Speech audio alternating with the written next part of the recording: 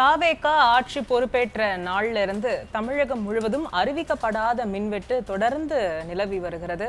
சில இடங்கள்ல கிட்டத்தட்ட 10 மணி நேரத்திற்கும் மேலாக இந்த மின்வெட்டு நிலவி வருது. மக்கள் வீதிகள்ல இறங்கி போராடிட்டு வராங்க. இந்த மின்வெட்டுக்கு என்ன காரணம்? இது அரசின் அலட்சியமா அல்லது அதிகாரிகளின் அனுபவமின்மையா போன்ற பல்வேறு கேள்விகள் எழுகிறது. இது தொடர்பாக நாம் இன்றைய செய்திகள் உள்ளும் புறமும் வாயிலாக விரிவாக பேசலாம். நம்மிடையே திமுகவை சேர்ந்த திருப்பத்தூர் ரஜினி இணைய வழியாக இணைகிறார். அவரை வரவேற்று நிகழ்ச்சிக்குள் செல்லலாம். வணக்கம் சார். வணக்கம். மின்வெட்டு தொடர்பான மக்கள் பிரச்சனைகளை கண்டுகொள்ளாத தாவேக அரசு எம்எல்ஏக்களை விலைக்கு வாங்குறதுல பிஸியா இருக்கா? அதான் நீங்களே விடையும் சொல்லிட்டீங்க. இருந்தாலும் இன்னைக்கு இந்த அரசாங்கம் மின்வெட்டுன்றது நேத்திக்கோ இன்னைக்கோ ஸ்டார்ட் ஆனது கிடையாது. என்றைக்கு தாவேக அரசாங்கம் ஆட்சி கட்டில் அமர்ந்ததோ அன்னையிலிருந்து இதுக்கு முன்னாடி ஒரே ஒரு வித்தியாசம் இதில் நம்ம பார்க்கலாம். ஆட்சிக்கு வந்தவுடன் மின்வெட்டு சென்னையில் இருந்தது. இப்போது 45 நாட்களுக்கு பிறகு 2 மாசத்தை நெருங்கி கொண்டு இருக்கிறது. இந்த டைம்ல பாத்தீங்கன்னா ஓவரால் தமிழ்நாடு ஃபுல்லா அந்த மின்வெட்டு தொடர்ந்து மின்வெட்டு மின்சாரம் இல்லாத இரவு நேரங்களில் குழந்தைகளை வைத்திருப்பவர் கை குழந்தையெல்லாம் வச்சு தெருவில் இறங்கி போராடக்கூடிய நிலைக்கு இன்றைக்கு தமிழ்நாடு தள்ளப்பட்டிருக்கிறது என்று சொன்னால் அதற்கு காரணம் கையாளாகாத இந்த தாவேக அரசாங்கம் தான்.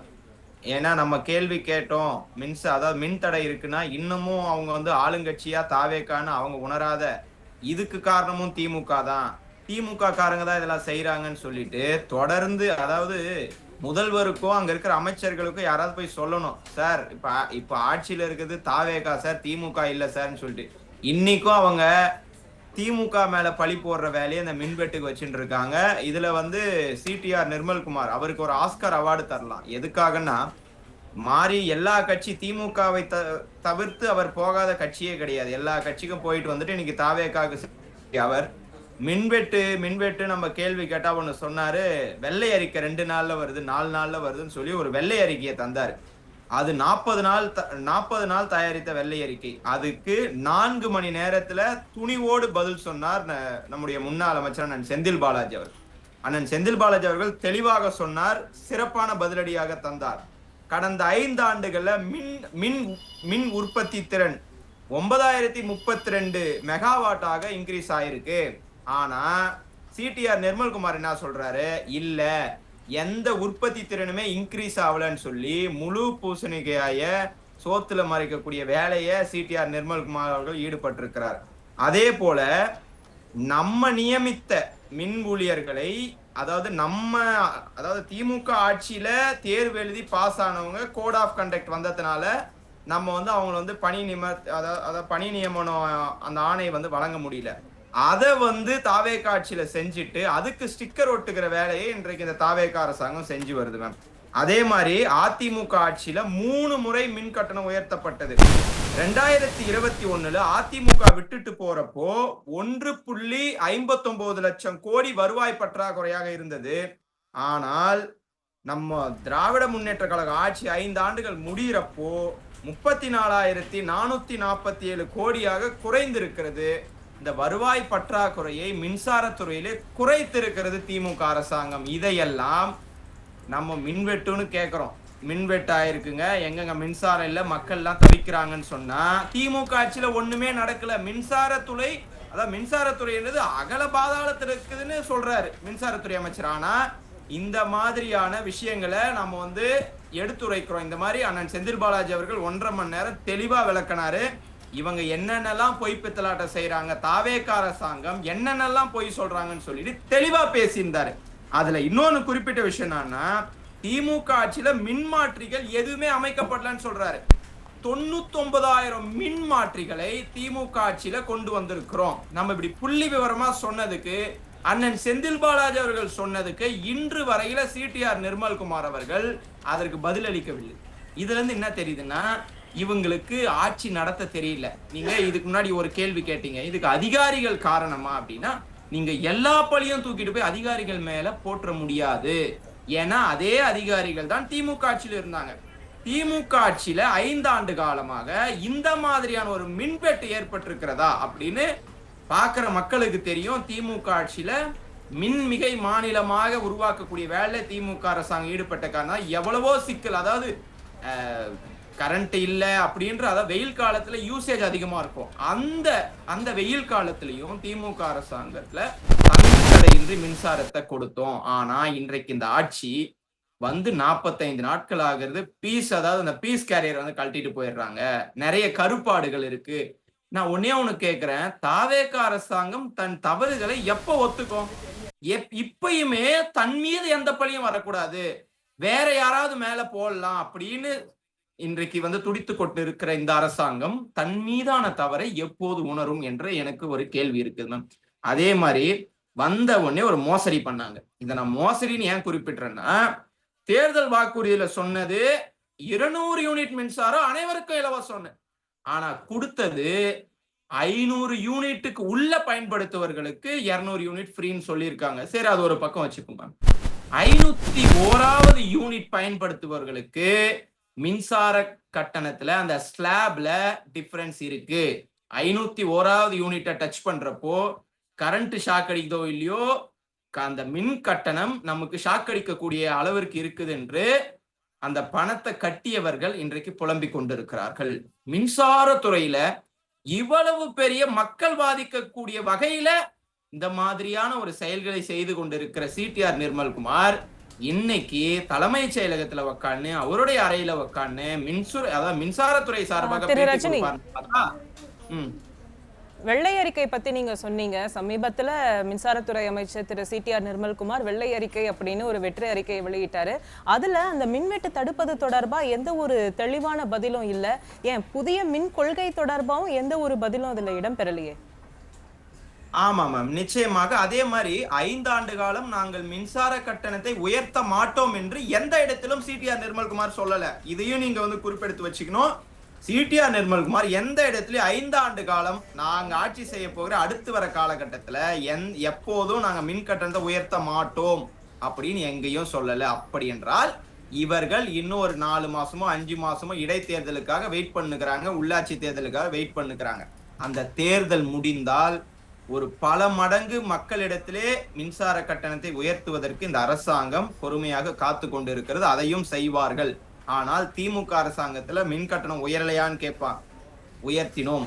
சாமானிய மக்கள் பாதிக்கப்படாத வகையில எங்கெங்கெல்லாம் உயர்த்த வேண்டுமோ அங்கெல்லாம் உயர்த்தி மக்களுக்கு எந்த பாதிப்பும் வராத வகையில நம்முடைய திமுக ஆட்சியில மின் கட்டணத்தை உயர்த்தினோம். ஆனா 2011ல அம்மையார் ஜெயலலிதா அவர்கள் சட்டமன்றத்துல பேசுறாங்க, மின் கட்டணத்தை உயர்த்திய பிறகு, பால் கட்டணத்தை உயர்த்திய பிறகு சங்கரன் கோயில் இடைத்தேர்தல நான் ஜெயிச்சு காட்டுறனா இல்லையான்னு பாருங்கன்னு சொல்லிட்டு மின் கட்டணத்தை உயர்த்தியதையே ஒரு சவாலாக விட்டவர் அம்மையார் ஜெயலலிதா அவர்கள். அவராவது மின் கட்டணத்தை உயர்த்தினார். அதற்கு பிறகு மக்களுடைய பிரச்சனையை என்னன்னு சொல்லி காது கொடுத்தாவது கேட்கக்கூடிய அளவிற்கு அன்றைய முதலமைச்சர் அப்படியாவது இருந்தாங்க. ஆனா இன்னைக்கு மக்கள் மின்வெட்டுல இன்னைக்கு எங்க எதிர்கட்சி தலைவர் சிறப்பான உரையை சொன்னார். சட்டமன்றத்துல பெரம்பூர் உண்மையாவே டாப் தொகுதி தான். எதுல டாப் தெரியுமா? மின்வெட்டுல டாப்னு. பதிலுரையில இது பத்தி முதல்வர் விஜய் அவர்கள் ஏன் வாய திறக்கல? உங்க தொகுதி, உங்களை நின்னு ஜெயிக்க வச்ச பெரம்பூர் தொகுதி, அந்த பெரம்பூர் தொகுதியில மின்வெட்டு ராத்திரியான மக்கள் இறங்கி போராடி கொண்டிருக்கிறார்கள். அவங்க பண்ண ஒரே தப்புன்னு தெரியுமா? உங்களுக்கு வாக்களிச்சுட்டு இருட்டுல உக்காந்துக்கிறது தான். அப்படிப்பட்ட மக்களை ஒரு நாளாவது நீங்க சந்திக்க தேவையில்ல. மின்வெட்டு இதற்கு பிறகு ஏற்படாதுன்னு ஒரு அறிக்கையாவது விட்டுருக்கலாமே இந்த முதல்வர். அந்த சொந்த தொகுதியை பற்றியும் கவலைப்படாத ஒரு முதல்வர் தமிழ்நாட்டிலே மின்வெட்டு ஏற்பட்டால் இவர் கவலைப்படுவாரா என்ற ஒரு சந்தேகம் எனக்கு எழுகிறது. இன்று வரை கவலைப்படல. அவரும் கவலைப்படல, அண்ணன் சிடிஆர் நிர்மல்குமாரும் கவலைப்படல. அவரு பார்த்தா அவர் துறை அலுவலகத்துல உட்காந்து பொலிட்டிக்கல் இன்டர்வியூ கொடுத்துட்டு இருக்காரு. பொலிட்டிக்கலா வந்து செய்தியாளர்களை சந்திச்சுட்டு வராரு. திமுக அதிமுக ஆட்சி அமைக்க முயற்சித்தது, இன்னும் அதே இதை இன்று காலை வரை முயற்சித்தார்கள் என்று மக்களிடத்துல திமுக மீது அவப்பெயரை ஏற்படுத்தலாமா என்று இன்றைக்கு துடித்து கொண்டிருக்கிற சிடிஆர் நிர்மல்குமார் தன் துறை மீது அக்கறை கொண்டிருந்தால் மின்சாரத்துறை 45 நாள் 50 நாள்ல இந்த அளவுக்கு சரிவை கண்டிருக்காது. இந்த அளவு மின்வெட்டு ஏற்பட்டிருக்கிறது. தயவு செய்து சிடிஆர் நிர்மல்குமார் அவர்கள் சுற்றுப்பயணம் போகணும், தமிழ்நாட்டுல போங்க, எங்கெல்லாம் மின்வெட்டு இருக்குன்னு பாருங்க. அண்ணன் சிவசங்கர் இருக்கிறப்பையும் சரி, அண்ணன் செந்தில் பாலாஜி இருக்கிறப்பையும் சரி, அவங்க எல்லா டிஸ்ட்ரிக்டும் போவாங்க, எல்லா தொகுதிகளுக்கும் போவாங்க, எல்லாருக்கும் அந்த குரூப் மூலியமா இன்ஸ்ட்ரக்ஷன் கொடுப்பாங்க.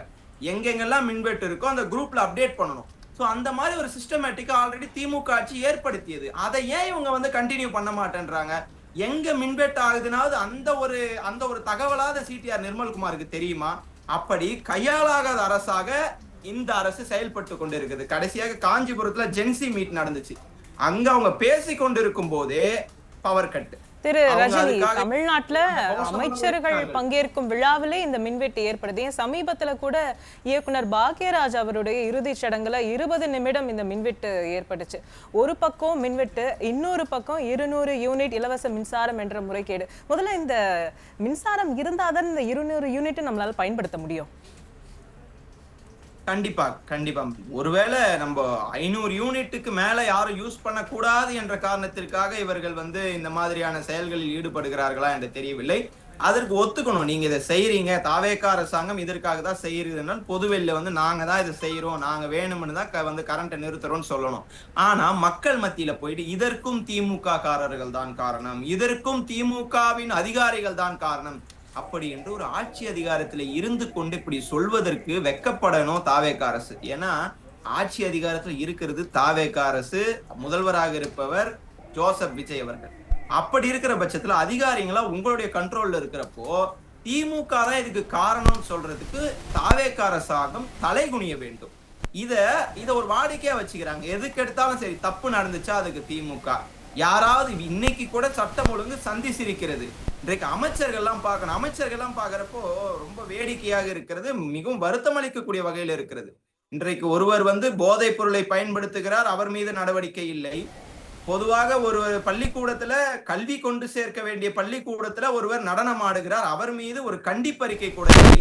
இந்த மாதிரியாக ஒரு ரோல் மாடலா இருக்க வேண்டிய மினிஸ்டர்ஸ் எல்லாம் ஒரு தவறான முன்னுதாரணமாக இன்றைக்கு மாறிக்கொண்டிருக்கிறார்கள். இதை பற்றி கவலை இல்லை, மின்வெட்டு பற்றி கவலை இல்லை, போதைப் பொருள், பெண்கள் பாதுகாப்பு, எதை பற்றியும் கவலைப்படாமல் இந்த அரசாங்கம் இன்றைக்கு வந்து இந்த மெத்தன போக்கை கையில் எடுத்திருக்கிறது என்று சொன்னால், அடுத்து வரக்கூடிய தேர்தலிலே எந்த தேர்தலாக இருந்தாலும் சரி மக்கள் எல்லாம் பாடம் புகட்ட தயாராகி விட்டார்கள். இப்போ ஒன்னும் ஒரு 150 பேருக்கு நம்ம ஒரு சாம்பிள் கலெக்ட் பண்ணோம்னா கூட தெரியாம ஓட்டு போட்டோம்னு சொல்ற கதறல்கள் தான் இன்றைக்கு அதிகமாக இருக்கிறது. எந்த எலெக்ஷனுக்கும் 2021ல திமுக ஆட்சி வந்துச்சு, திமுக ஆட்சி வந்த உடனே ஒரு எங்களுக்கு ஏதோ ஒரு வெளிச்சம் பிறந்திருக்கிற மாதிரி இருக்குன்னு சொன்ன அதே மக்கள் இன்றைக்கு தெரியாமல் தவறு செய்து விட்டோமே, இப்படிப்பட்ட ஒரு முதல்வரை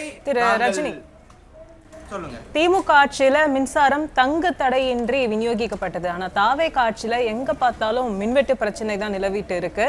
இந்த நிர்வாக திறமையின்மை எப்படி பார்க்கறீங்க? உங்களோட நிறைவு கருத்தை எடுத்துக்கிறேன். கண்டிப்பா மேம். திமுக ஆட்சியில எந்த பணியுமே நடைபெறவில்லை, அதனாலதான் இந்த மின்வெட்டுக்கு காரணம் என்று சிடிஆர் நிர்மல்குமார் சொன்னாரு. 122 துணை மின் நிலையங்கள் திமுக ஆட்சியில கொண்டு வரப்பட்டிருக்கிறது.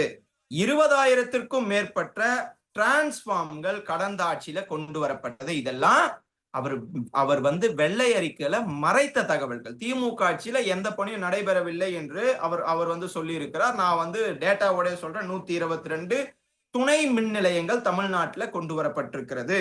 20,000த்திற்கும் மேற்பட்ட டிரான்ஸ்பார்மங்கள் நான் வந்து திமுக ஆட்சியில வந்து கொண்டு வந்திருக்கோம் அப்படின்னு சொன்னா, இந்த வெள்ளை அறிக்கையை வைத்து மக்களை ஏமாற்றி விடலாம், நாம வேற ஏதாவது பொலிட்டிக்கலா பேசி மக்களை திசை திருப்பி விடலாம்.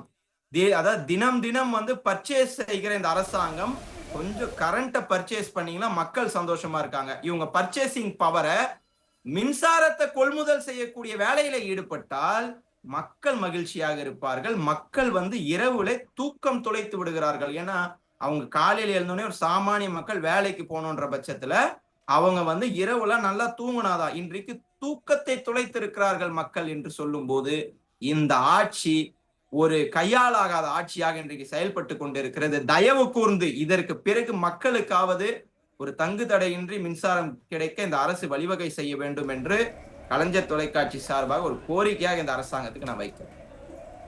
கண்டிப்பாக உடனடியாக மின்சாரம் கொள்முதல் செய்யும் வேலையில தாவேகா அரசு ஈடுபடணும் அப்படின்னு சொல்லியிருக்கீங்க. உங்களுடைய கருத்தை நான் எடுத்துக்கிறேன். நிகழ்ச்சிக்கு வந்து உங்களுடைய கருத்துக்களை தெரிவித்தமைக்கு நன்றி திருப்பத்தூர் ரஜினி சார்.